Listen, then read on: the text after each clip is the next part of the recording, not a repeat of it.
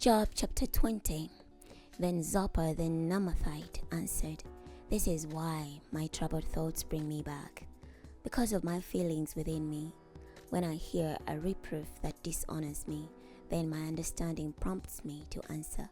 Surely you know that it has been from old, ever since humankind was placed on the earth, that the elation of the wicked is brief. The joy of the godless lasts but a moment. Even though his stature reaches to the heavens and his head touches the clouds, he will perish forever, like his own excrement.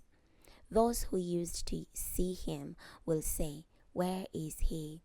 Like a dream he flies away, never again to be found, and like a vision of the night, he is put to flight. People who had seen him will not see him again, and the place where he was will recognize him no longer. His sons must recompense the poor. His own hands must return his wealth. His bones were full of his youthful vigor, but that vigor will lie down with him in the dust. If evil is sweet in his mouth, and he hides it under his tongue, if he retains it for himself, and does not let it go, and holds it fast in his mouth, his food is turned sour in his stomach. It becomes the venom of serpents within him. The wealth that he consumed he vomits up. God will make him throw it out of his stomach. He sucks the poison of serpents. The fangs of a viper kill him. He will not look on the streams, the rivers which are the torrents of honey and butter. He gives back the ill-gotten gain without assimilating it. He will not enjoy the wealth from his commerce. For he has oppressed the poor and abandoned them. He has seized a house which he did not build. For he knows not satisfaction in his appetite. He does not let anything he desires escape. Nothing is left for him to devour. That is why his prosperity does not last. In the fullness of his sufficiency, distress overtakes him. The full force of misery will come upon him. While he is filling his belly, God sends his burning anger against him, and rains down his blows upon him. If he flees from an iron weapon, then an arrow from a bronze bow pierces him. When he pulls it out and it comes out of his back, the gleaming point out of his liver, terrors come over him. Total darkness waits to receive his treasures. A fire which has not been kindled will consume him and devour what is left in his tent. The heavens reveal his iniquity.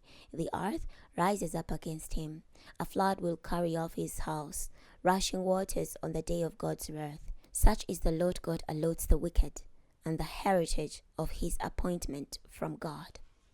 Chapter 21. Then Job answered, "Listen carefully to my words. Let this be the consolation you offer me.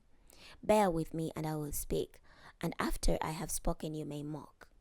Is my complaint against a man? If so, why should I not be impatient? Look at me, and be appalled. Put your hands over my mouth. For when I think about this, I am terrified, and my body feels a shudder. Why do the wicked go on living, grow old, even increase in power? Their children are firmly established in their presence, their offspring before their eyes. Their houses are safe and without fear, and no rod of punishment from God is upon them. Their bulls breed without fail. Their cows calve and do not miscarry. They allow their children to run like a flock. Their little ones dance about. They sing to the accompaniment of tambourine and harp, and make merry to the sound of the flute. They live out their years in prosperity, and go down to the grave in peace. So they say to God, 'Turn away from us. We do not want to know your ways. Who is the Almighty that we should serve him? What would we gain if we were to pray to him?' But their prosperity is not their own doing. The counsel of the wicked is far from me. How often is the lamp of the wicked extinguished? How often does their misfortune come upon them?